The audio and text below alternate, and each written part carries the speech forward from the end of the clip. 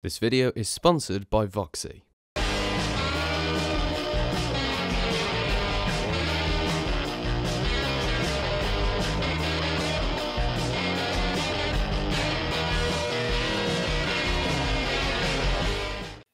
So it wasn't a fantastic end to 2023 for Birmingham as we crashed to a 0-0 draw against Bristol City in what was a pretty flat game and a pretty flat atmosphere as well. So hoping for a new energised 2024, and we take on Leeds at Ellen Road next. And I'm joined by Adonis, who's a BBC Sport contributor and a contributor to the Roar and Peacock podcast as well. How are you doing, Adonis?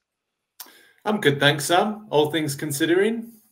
Yeah. 2023 is nearly over, so that'll be fantastic. Yeah, I mean, it was an up and down 2023 for Leeds, wasn't it? You know, you had the sort of mixture of emotions there with, you know, start of 2023 being in the Premier League and then sort of going down from there into the Championship. And so far, you've had a pretty steady season. I think in terms of sort of what people expected, I think roundabout sort of where you are is what people tipped you to be at. So how do you think the season's gone so far? Well, the year, you said it's up and down. It's mainly been down. As in relegated, as you said. The year itself, we've had, I think it's 16 wins, 12 draws, 19 losses. The season so far, I think you have to give him a pass. We've probably got one of the best squads in the Championship, so we should be up there. But if you look at how the summer went, we had players going out on loan, triggering loan clauses that we didn't understand why. Players that Daniel Farke had in his plans.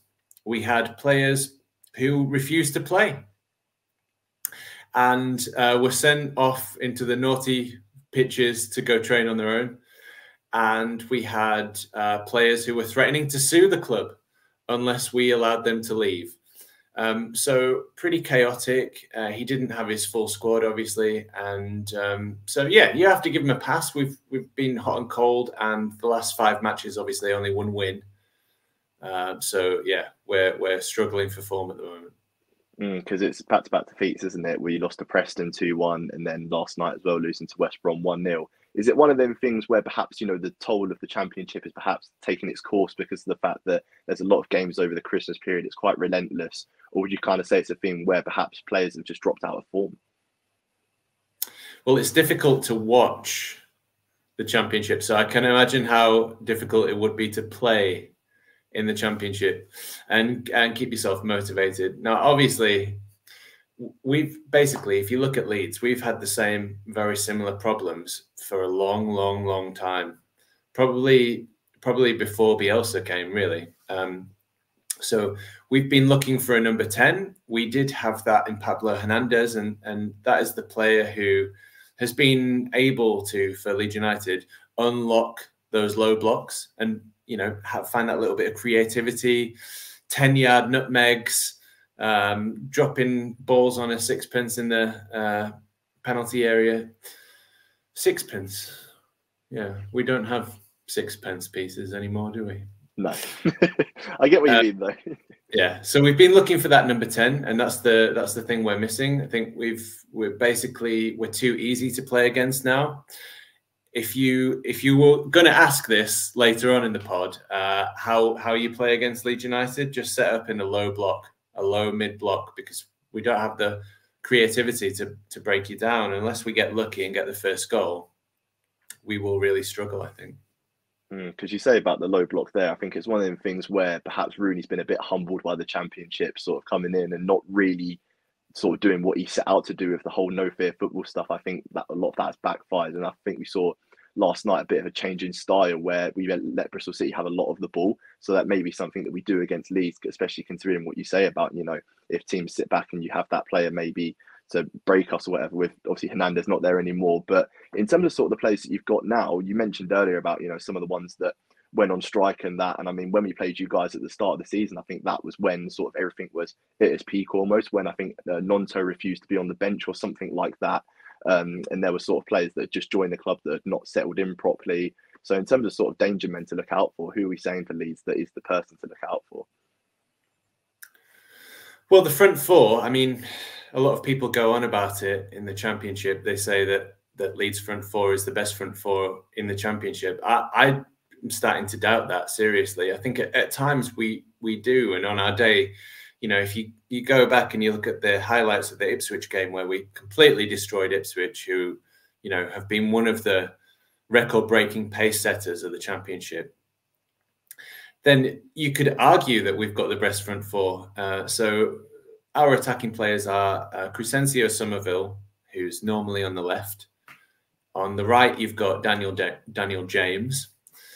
In the number 10 position, you've got Joel Piroe, the Championship top scorer of the last 2 seasons. And then up front, you've got Jorginho Rutter, who cost us initially, I think, £28 million, but could go up to 35 with bonuses. But I'm not sure what those bonuses are, and I assume that staying in the Premiership was one of those. So that's our front four, and then you've got Wilfred Gnonto, who was the player that you mentioned, who refused to play. He's on the bench, obviously has been capped, has his full cap from Italy, but he's a regular in the under-21s for them. So that's our front four. And they're all dangerous. Yeah, exactly. I mean, you spoke about some of the price tags there that, you know, some of these players cost, whatever, and the fact they're playing for the international sides as well shows they are a real quality side. And I think with Leeds as well, it's one of them things where you've had, you know, your changes in style, I think, throughout 2023, where he started off the year with Jesse Marsch and then went to Big Sam to try and stay in the Premier League. And then now it's Daniel Farke. So in terms of sort of all of them play styles like merged together and that, what would you say has been like the formula that's worked the most for Leeds United? Well, we've had 5 different managers in the year. Jeez. And Sam Allardyce wasn't the highlight. Neither was Jesse Marsch. Let's put it that way. So if, you know, Sam Allardyce never comes to your club, then you'll be much happier than I am. And you'll never have to know that kind of suffering.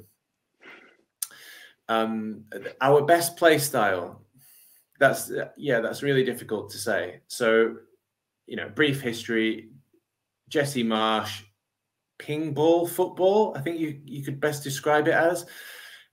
Sort of headless chicken style Gegen pressing, pressing all the time. And then he had this sort of 100 to 70, so 100 miles per hour, or 100% to 70% sort of vague tactic, which didn't make any sense at all. And really, it was just chaos. It was absolute chaos. And his whole philosophy was win the ball back as soon as possible, as soon as they have it, and then with the fewest passes as possible, attack their box and get as many players in the middle of the pitch as possible, because that's where the goal is. So it's very sort of American tries to understand the round ball sort of philosophy. Farke is a possession-based attacking and counter-attacking manager with a defensive mindset. So he's played 4-2-3-1. He has 2 defensive midfielders. We try and dominate possession. Unfortunately, that seems to translate to pass it sideways and backwards for large periods of the game without any kind of real penetration into the final third, or any sort of, you know, when you just need someone to stick the knife in, you know, score, you know, get really passionate in the box and in the final third, and just put it in the back of the net. So there are players who have that, you know, and you look at them, the players in the past, people like, you know, Shearer and Ian Wright for England, for example, or for Leeds, it would be Mark Viduka or Beckford or Pablo Hernandez that we've talked about. So some of these players in our Leeds squad, they really don't have that. And we're not really taking our chances. So we are best when we're counter-attacking. So please attack us. Please try and just send as many men forward as possible, because we've got very, very pacey wingers, Dan James and Crescencio Somerville, and they will attack the open spaces, and there's nothing more that they love than to do that. So that's what we're best at. We're best at counter-attacking. We desperately need a number 10, like a David Silva type player to unlock these low blocks. I think any team could do a David Silva, couldn't they? It's one of them ones where, you know, it's just like you need someone to have that creative spark, because against Bristol City last night, we only had 1 shot on target, and it's one of the things where a lot of the fans are getting frustrated by the fact that we're not really committing those bodies in the box. That's something you sort of mentioned earlier about really sort of having a go at teams, but it seems as if Leeds want us to have a go at them. So it's going to be interesting because of the way that we played against some of these better teams as well, in the fact that Leicester, when we played them, we scored 2 goals against them, conceded, more, so we lost the game, and then we scored against Sunderland as well, Southampton. So like the better teams in the league, we seem to find an opening against, but it's just the other side of it where obviously we commit bodies forward and then we just get punished and just literally punished for our mistakes that we make. So in terms of sort of balancing that out, how do you think Birmingham would have to approach the game in order to, actually get something from it? Because I'm absolutely dreading this game, not going to lie. Oh, you're going to lose. I think you're going to lose. And the reason is every time Leeds have had a setback this season, they've had a reaction. And this is the first time where we've had sort of 2 games in a row, 2 losses in a row sort of thing. So they're going to be really fired up.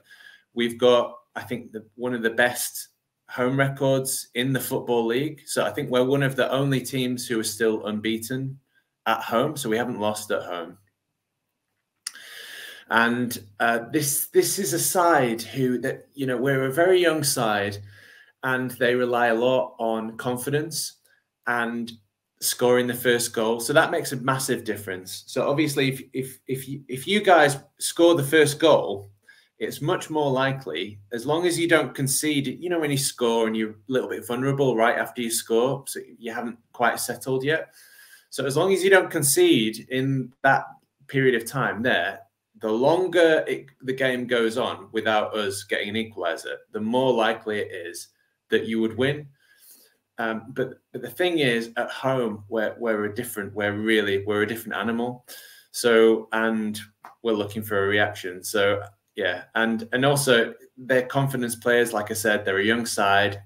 When the Ellen Road crowd gets up and roars, I think it really gets behind them. I think that gives them a massive boost. I think that's a big part of why our form is so much better. It's a very intimidating place to come for away fans and away players. This video is brought to you by Voxy, the pay-as-you-go mobile network that gives you unlimited social media for as little as £10 a month. Sign up today using the link in the description to stop eating your data away while on the move. Voxy has got you covered, with unlimited social media, video and music, all with 5G ready in every Voxy plan. And you'll also get a free £20 PayPal, Just Eat or Amazon voucher, so be sure to sign up today. Now, back to the video. So, yes, I would say that, I wouldn't get your hopes up.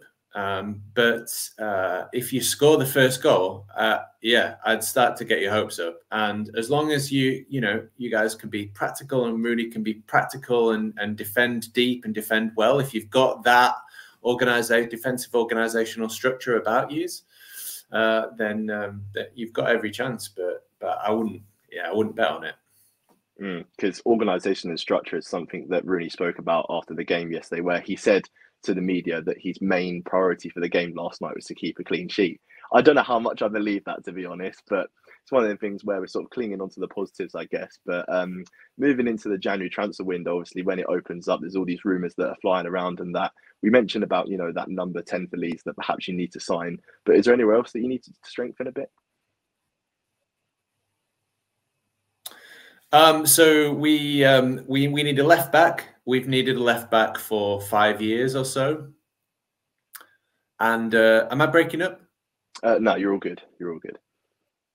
Okay. So yeah, we need a left back and we need a creative number 10. And yeah, if we have that number 10, and that allows Piru to go to number 9,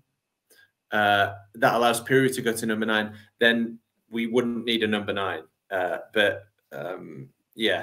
Ideally, you'd be looking at somebody sort of, what we need? We need somebody who's just not going to fall over, who's just going to, just like sort of really, not angry, but a really hard centre forward who's just going to like knock people around, because the champion, we don't get anything from referees, and our players are a little bit too soft at times. They're looking for, they're probably more made for Premier League.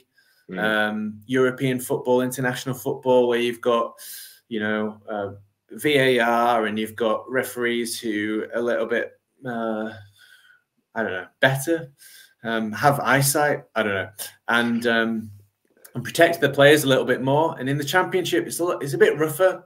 Yeah. You're not gonna, you know, you're not gonna get everything. You know, Rutter got elbowed in the head. I mean, it was completely deliberate, and you know, just it wasn't even a free kick, and it's not going to be a free kick, and you're not going to get that stuff in the Championship. And we should have had 2 penalties last night, and you're just never going to get them. And they were still looking for them. And Bamford comes on, and he's whinging at the ref, and he's like, "Give us a free kick," because you're not going to get them. You're not going to get it in the Championship. So I would like a sort of a brutal, brutish, you know, Vinnie Jones kind of a type figure, who's also, you know, a little bit,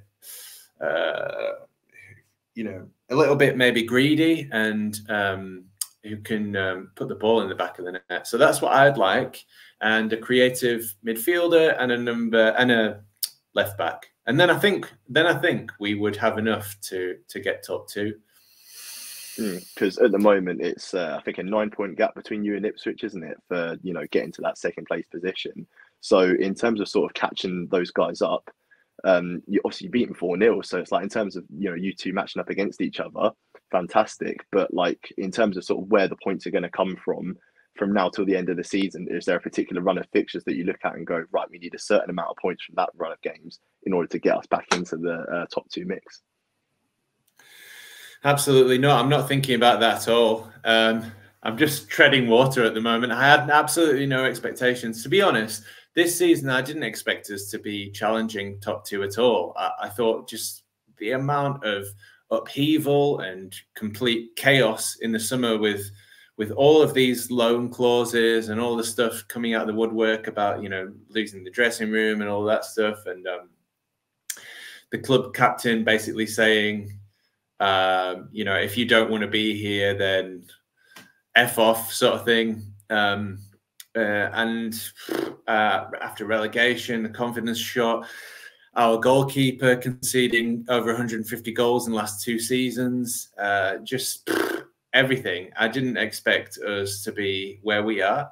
So I think we're kind of ahead of schedule, but I haven't been, because I've been in that kind of mindset, I haven't been looking at the fixtures and going, oh, we need this from this, or calculating that or that. No, not at all. It's far too chaotic anyway with Leeds United to be able to like sort of extrapolate forward or even have the bandwidth to do that. You know, basically with Leeds, as Leeds fans, you're just treading water in the chaos the whole time and trying to keep up with any sort of semblance of reality. And in terms of, like, you know, the start of the season, you were saying there about you didn't know what to expect from Leeds this season, and I was kind of in the same boat looking at you guys when we beat you guys 1-0, Jukovic scoring a penalty right at the end. And it's one of the things where, you know, there was players that were undecided whether they were going to stay, whether they were going to go. In terms of sort of that game compared to now, like, what do you think has been the biggest change, like, in the squad? Biggest change? That game, that was a weird game. Okay, so that's, I mean, wasn't that the first game where you had new ownership, something like that? So Tom Brady was there with Tom Wagner, and it was like a big sort of media, you know, fest thing where it's like, oh yeah, they've shown their face, sort of the new regime. So yeah, there was a massive like feel good factor around the club at that point. And I think, you know, ever since they made the decision to get Wayne Rooney, and it's kind of gone down a bit. So yeah, not fantastic. But that game I look back at and go, yeah, that was the sort of one where everything was positive on the up. So I mean, yeah, like for you guys, when you looked at that game, because it was a late call at the end, wasn't it? I think it was Dan James that committed the foul, didn't he, where a ball's come over and then he's been got tripped up. So yeah, in terms of like looking to that game from now, like what do you think, yeah, is the main change? Well, yeah, well, I just want to say, like, that was your kind of welcome to Wrexham moment, wasn't it? I mean, that was like... It was, yeah, like if we're making a documentary, perfect place to start it. Yeah, exactly. And like, I seem to remember the crowd being a lot louder than normal for a Birmingham game, and there was a lot of optimism, and there was like a massive, you know, like a wave of energy among the players, I feel like, and that they sort of everything was lifted, and yeah, I mean, we're everybody's cup final anyway. Literally every single away game, the average is 9.7% more fans attend a Leeds game than you know, your Rotherham's or whoever else you're playing on another week. So I feel like I kind of knew. I just knew that was gonna, like, I knew that was gonna happen, and it had to be what's his name, didn't it? Euclid? Yeah, coming on, just like the ghost of the championship veteran. Yep, haunting he's us again. caused so many teams problems in the championship over the years, man. Yeah, his direct approach and that. Never made the step up. You know, he's just like, he's furniture in the championship. He's just like the ghost. Anyway, so now and since then, that's the question, isn't it?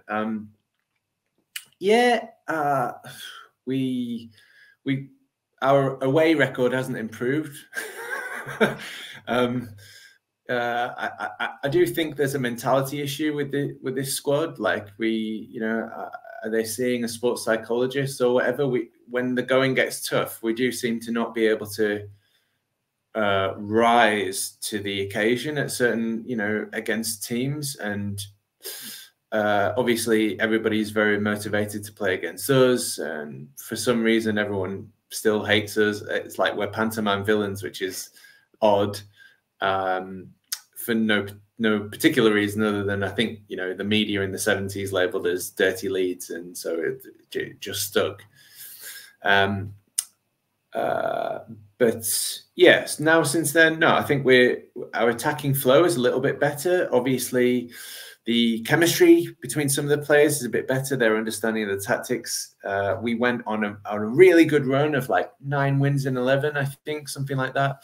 And then we've just sort of hit a brick wall 5 games ago. And since then, we only had that sort of massive victory against Ipswich. So not really, ups and downs.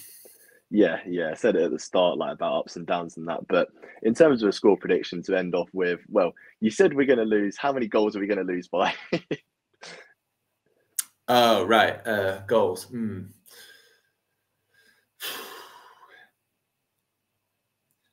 I'm going to say, I'm going to say is that I reckon it'll either be like a 2 or a 3-1. So something close, especially if you score first.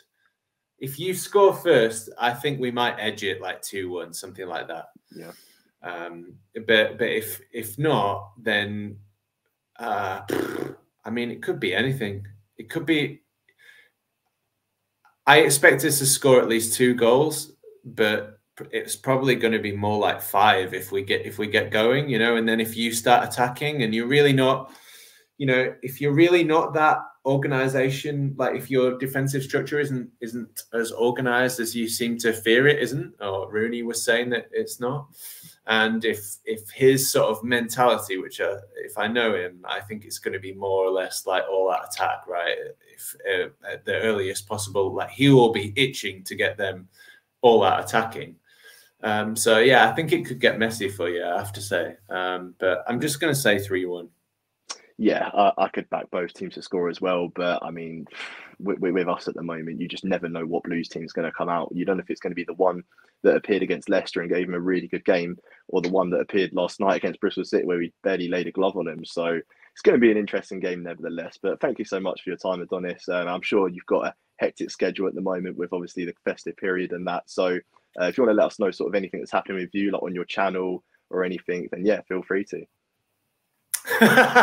Well, yeah, I personally have had a weird year. I've been ill for a lot of it, so we haven't been able to do much. But and I'm over in England right now. I'm seeing family. So yeah, and Merry Christmas and a Happy New Year and all of that. So I'll be back. I live in Vienna, so I'll be back on the 11th. So we'll start to do more stuff. But anyway, your audience, they're not going to watch a Leeds podcast, are they? Let's face it. So well, if there's anything to pick up notes on for the game, then they may do. So yeah, shout out sort of what podcast you're running. I've got a phone call. Hang on. No worries. Righto. Well, so I do the Roaring Peacock podcast. That's my podcast. I work for BBC Sport. I'm a contributor there. So yeah, if you can go onto the BBC Sport app and you can follow your club. You can follow any sports that you like. Let's say you're getting into American football. Now you've got Tom Brady, like I am. Oh, I'm yes. following the San Francisco 49ers now. Oh, well, I have been since the 90s, but a bit more now. And so, yeah, you just follow it on the app, then you'll get updates. And that's what happens. I have an article coming out every Tuesday. So I'll be working on New Year's Day, and my article will come out on Tuesday the 2nd. So that's where you can see my writing as well. Okay, we'll look out for that. So yeah, thank you so much for your time, Adonis. I'm sure we'll have more videos coming out in the next couple of weeks on the channel covering all the games and the fixtures and any potential managerial changes, because you never really know with us. So stay tuned for that. Be sure to like, share, comment, subscribe, and most importantly, keep rolling.